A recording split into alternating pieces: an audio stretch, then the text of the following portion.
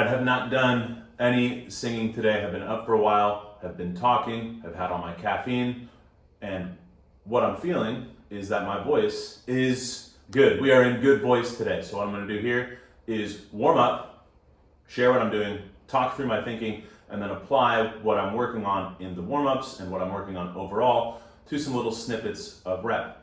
I've got a lesson later that I'm going to teach, and also when you're in good voice, you're kind of like, oh, I want to let it rip. So I figured, let's just capture this moment on the camera. All right, ready? Let's get going. So what I can feel in my voice right now is that I've got nice lower resonance, nice chest resonance, nice fullness and thickness in the sound, but also that I've got access to some head resonance without a ton of effort. So my voice feels nice and balanced and fluid and solid. So what I'm going to try to do is warm up and stay connected to that sensation while still testing out and lining the different little things up that might be, getting away from me. This could be something like vowel unification. For example, my E vowel today might not be as lined up. It might not retain these sensations all throughout the range as I want it to be. Maybe it's getting a little bit closer to it's getting a little bit sloppy, a little bit loose. So let's just see what's going on. Warming up, nice and slow, which means we're not going to start with any cadenzas or runs or anything like that. Even that, the low G today feels nice. So we'll start there. I could be starting down here at like an E flat. But, so one thing that's been a huge unlock for me this year was pointed out by my teacher is dropping my jaw more all throughout. So if I normally would have a couple months ago started this at E, or la, la.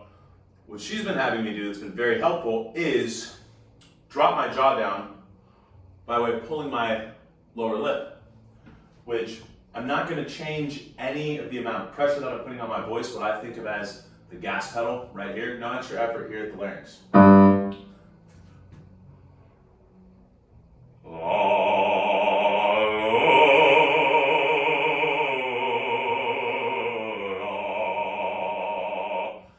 Now I don't know how much different that's going to sound on camera. In the room it feels a lot different here, but there's no extra effort being applied here at the level of the folds or the voice. All I'm doing is just opening my mouth so that there's more room for the sound.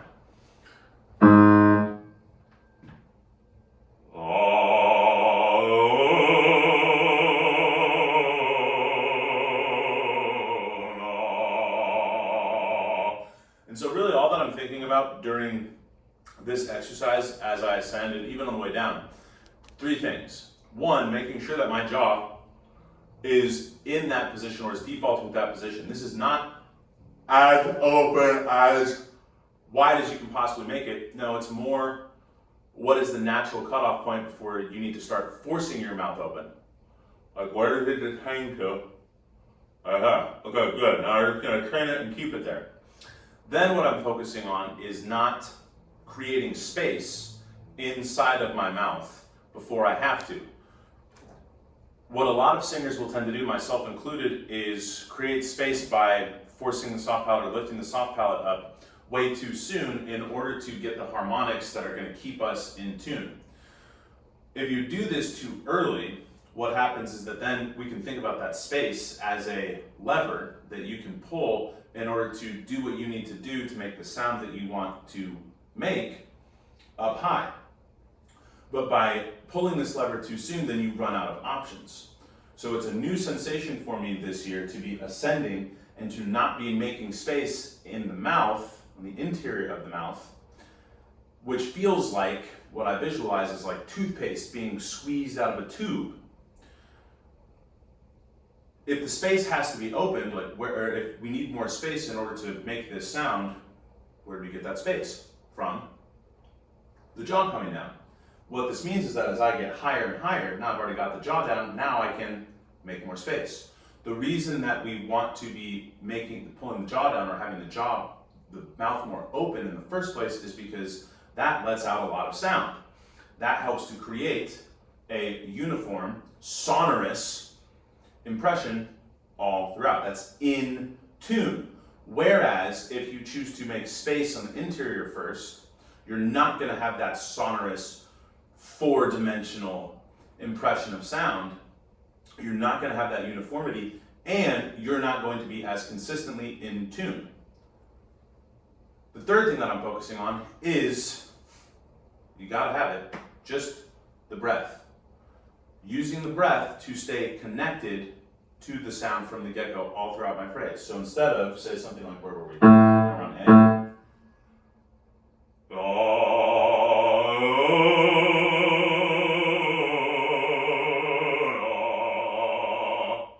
As far as I can tell, that is closer to having all of the notes connected to one another and on the same breath with no versus what it sounds like if it's disconnected.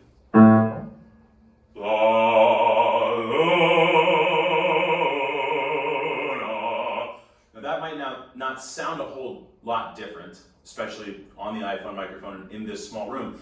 And it doesn't, you've got to really fine tune your awareness to pick up on that is a completely different sensation than the first example. But what that does is it keeps your larynx tilted. It keeps it consistently in this position of suspension. So there is no and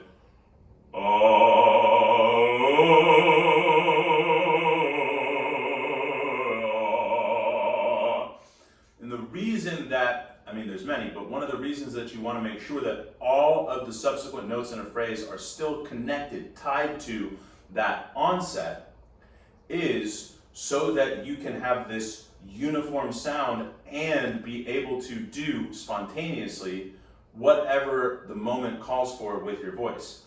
If that onset isn't correct, or if you lose the connection to that onset and then continue on without effectively another solid onset, you're going to be in for a world of hurt and vocal surprise. So, continuing on.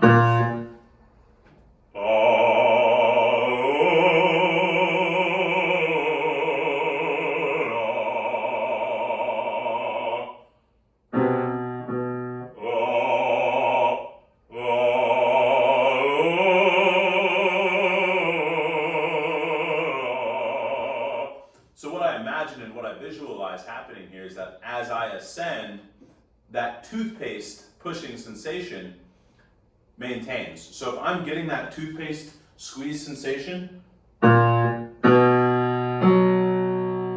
that F sharp on the fifth from this note, then I know that I'm still connected. If I don't have that, then I know that I lost that onset, I lost the connection. Now why did I restart there? Because jaw was not down, the breath was not set, and I could feel that my larynx was higher and not as tilted as I'm used to it being for this onset.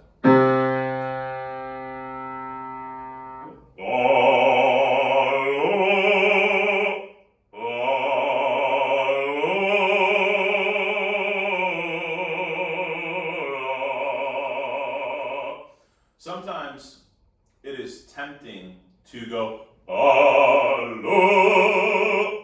without maintaining that connection, that stretch.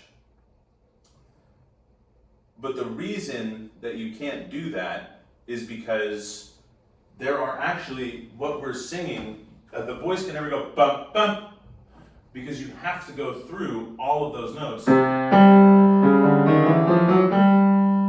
then even here on the keyboard, these are just half tones, half steps.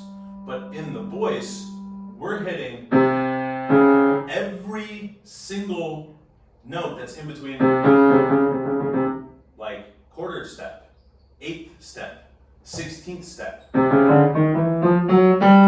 That's what's actually happening in slow motion.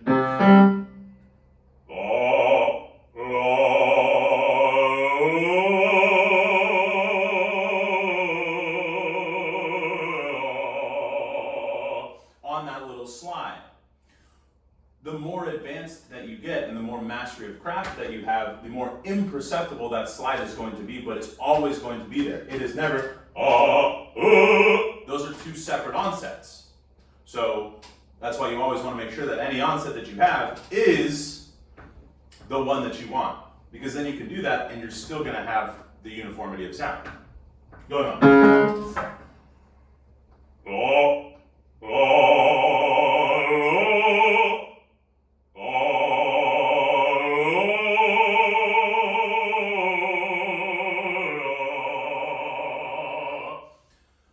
One of the reasons why I restarted there is because I could feel that I lost my intra-abdominal pressure. So lifting weights and singing have a lot of similarities, way more than, it's always the singing teachers, would have you believe. The necessity of creating and maintaining intra-abdominal pressure is one of them. If you sense that you have lost your intra-abdominal pressure, especially at a critical point like the onset or before the onset, yeah, you need to restart. Otherwise, you're gonna have a bad time. This is just like if you were going for a heavy lift and you lose your intra-abdominal pressure, or it's not perfectly dialed in and balanced and you're connected to it the way that you want to be, you're able to lock into the rhythm of breathing while maintaining, you're going to have a bad time.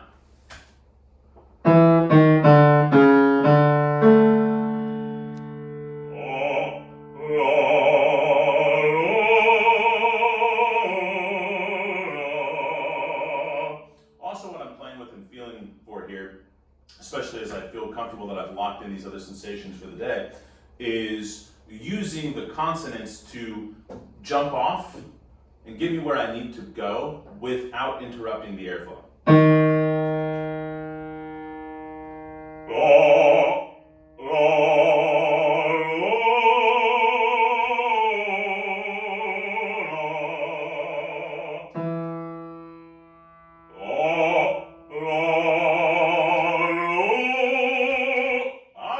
Now we're starting to get to the point of we are about to get to the point to where my voice is going to turn.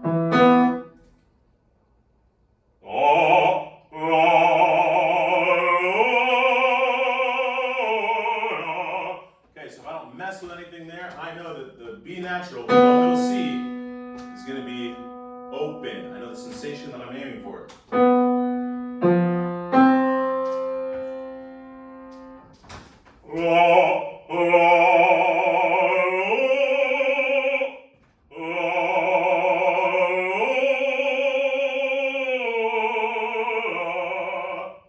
That's a oo vowel.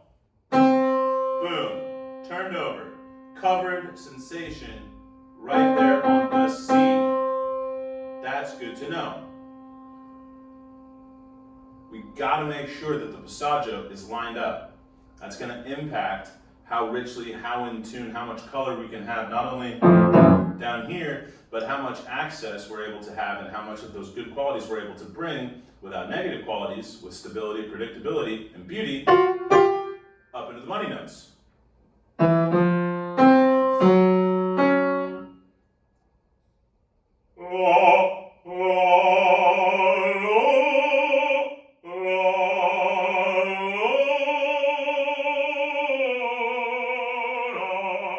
The reason I restarted is because the first one was good, mostly correct, but not as correct as I wanted it to be. We are not trying to do things until we get them right. We are trying to do things until we can't get them wrong.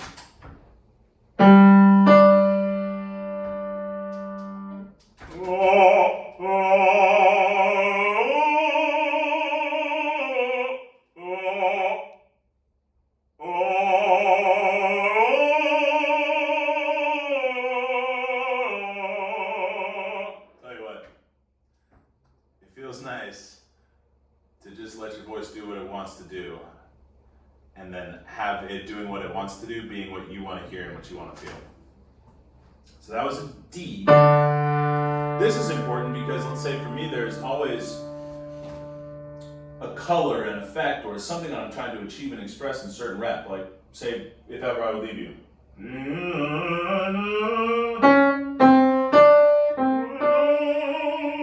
I really want to let that would no be open and like I'm roaring, right? Like a lion.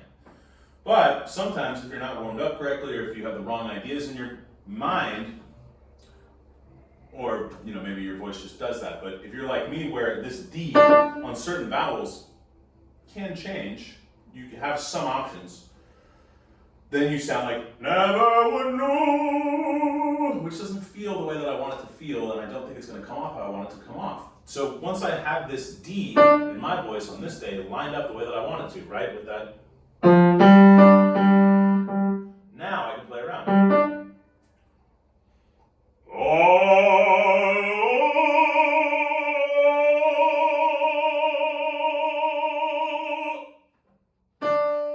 So that's got that covered effect. What I want to go for is never, never would know.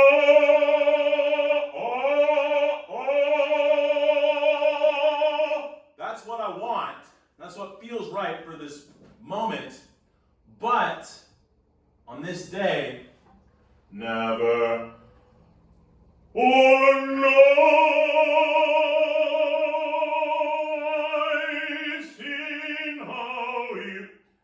That feels pretty damn good. I don't know if it sounds the way that I want it to sound, and I don't know how that first one sounds, so I'm gonna have to go back and listen to that and then decide. All that to say is, you get to this point, you find that on that one vowel, then you test out some other vowels. Like for me, testing out that O vowel there. If nothing else, you're just getting more of an idea of the lay of the land and what's available to you on this day, and then ingraining proper technique. Where were we? How could we forget E flat?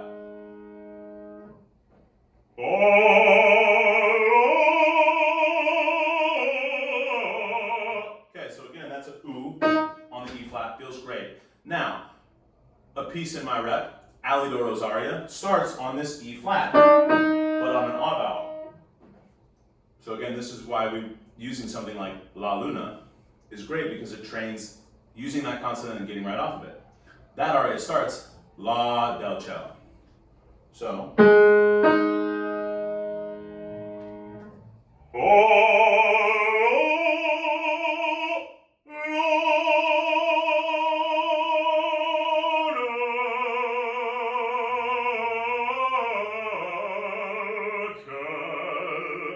So maybe I came in a little bit, definitely not like it would be in the score, but a little bit hot there on that E flat. But it felt right, so now let's go and test it. I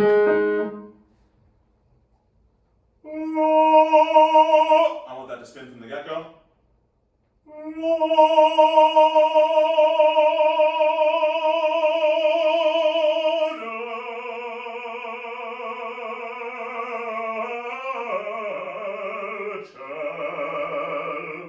Spin a minute.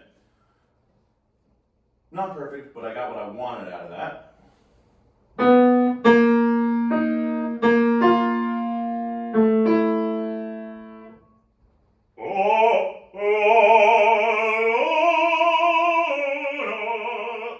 Now this one's going to be easy to test out. That E makes me think of, let's say, the end of, it could be the end of Hear Me, O Lord, could be the end of Warm as the Autumn Light. So if we test that out, neither of those is on the oo vowel, right? This is on the oo vowel and it feels right, and I want it to. So, baby, no.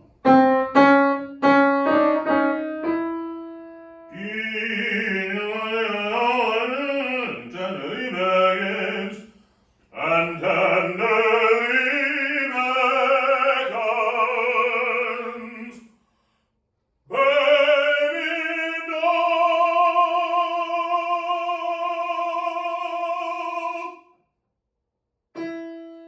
I pushed a little bit. I made a little bit of space too soon, but nonetheless, it was still fundamentally connected to and like that E that I sang.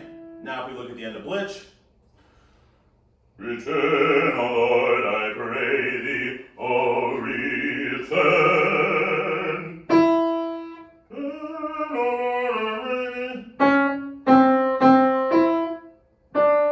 Don't mind my return.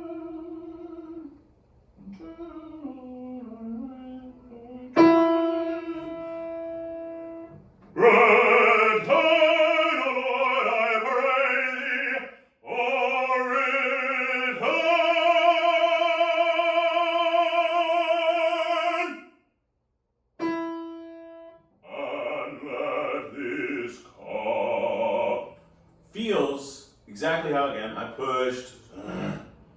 being indulgent. That felt right. Going on.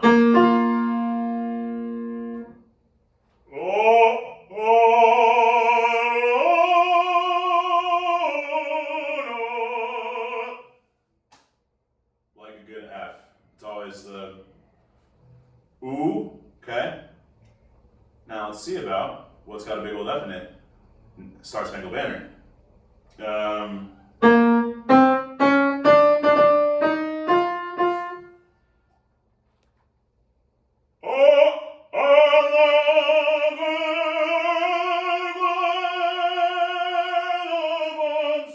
so all I'm doing there, again, not perfect, pushing a little bit, making space, but it is fundamentally tied to that thing that I was just working on.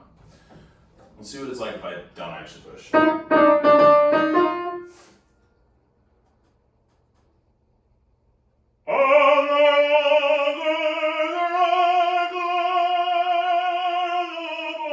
Feels nicer. Again, I'm letting all diction go out the window here. In tune. Feels right. So all I'm doing here is just getting that warm up on that vowel that I like, and then just changing the vowel to whatever is going to be relevant in the piece that I'm working on.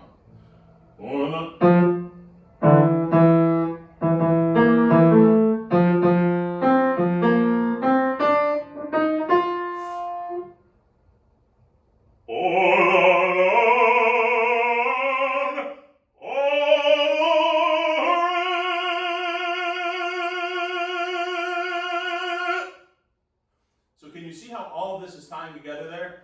All the same stuff that I've been working on from the beginning is all expressed in these phrases. Or the land of the free. All the notes are connected to one another. The onsets are correct. There's tons of space in my mouth. Or the land of the free. Which is way different. Oh, look at that claw. Classic. Which is way different than, or the land of the free. Like, open your mouth, let it out. And then the vowel fits into that space that my voice, my instrument wants on this day, which we find from La Luna. Now we get into the fun stuff. Wait. Too high. Where was I? There we go.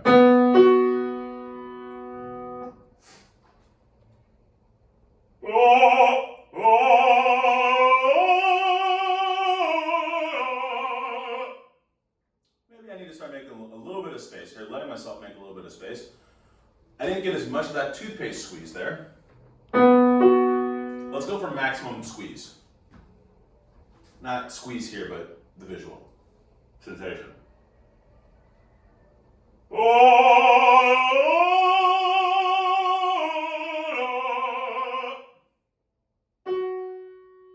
Where would we find an F sharp?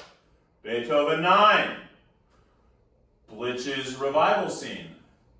Marcello.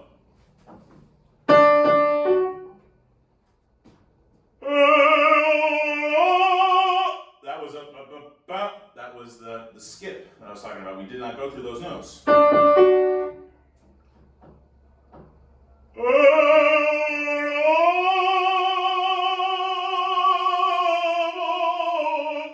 Something like that.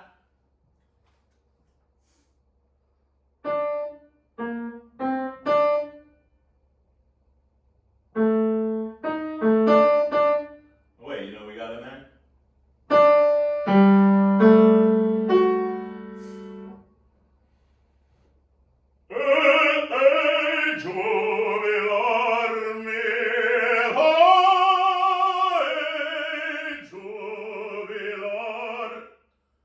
Would that I could do that in context, and would that I had been doing that when I was deep in the game.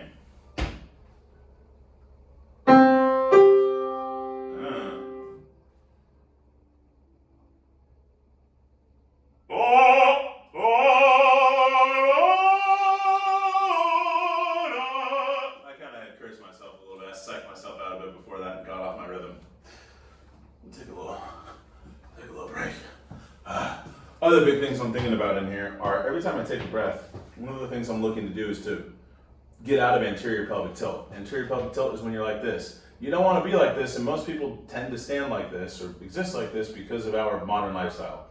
Squishy shoes, generally sedentary, and not training posterior chain causes this. What this does, especially relevant for the singer, is it puts tension on the diaphragm, which means that your diaphragm can never actually just relax and drop. You can't control the diaphragm, it's an involuntary muscle, but what we are seeking to do in singing is control the expiration, which means that you need the muscles around it to go to work.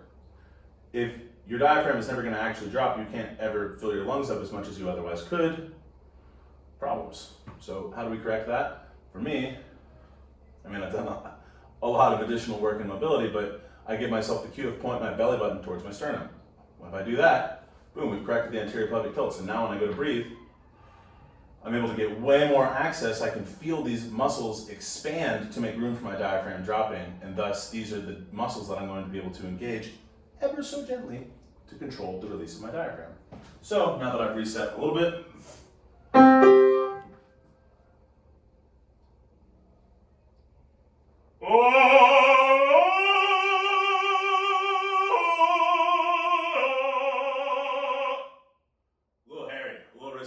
but we got there. Like sometimes I forget that going up, you do need a little bit more gas, a little bit more pressure. That's just how it works. You want to be giving more pressure here so you're not having any additional here. Oftentimes what happens is once you go past that note, then you come back down, it's easier. All right, let's get hairy.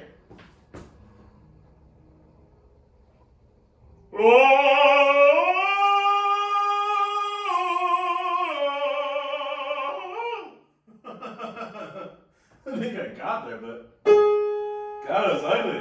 All right, let's go one more. As if that's gonna do anything.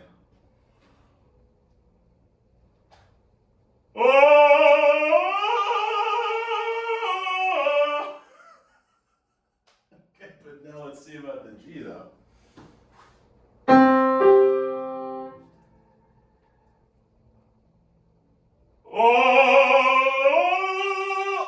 I can feel my larynx hike up.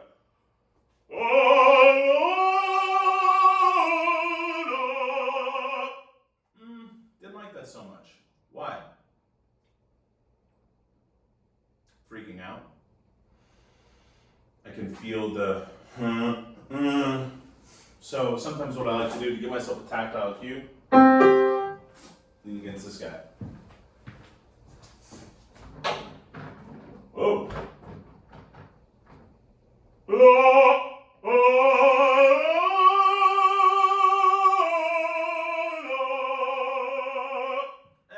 Not perfect, not the best one I've ever done. I don't really have any G's to sing today. So now we can get into, what was I going to work on? Michele, there is a G in there.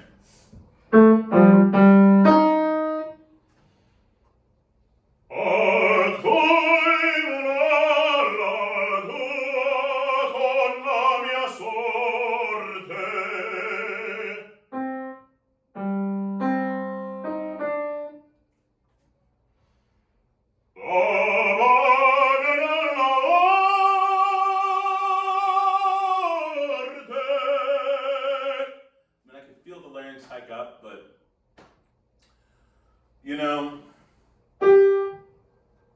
you just got to take it one day at a time.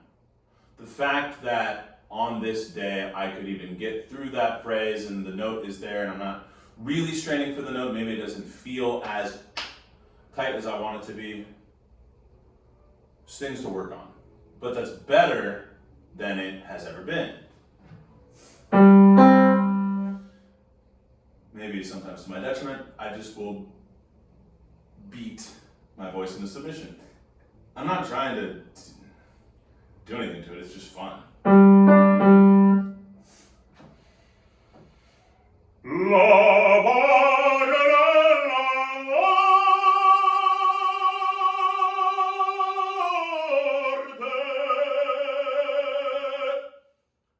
Again, not perfect. Definitely some disconnection, definitely the larynx raising a little bit, but I had more snarl, more bite on the sound, which I want, which tells me that my folds are meeting a little bit more. There's less white noise coming through. What did I change?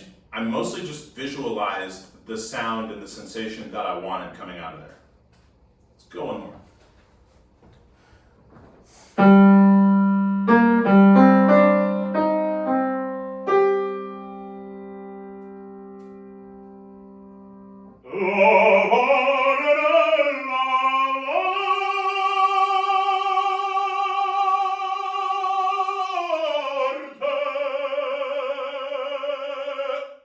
There we go.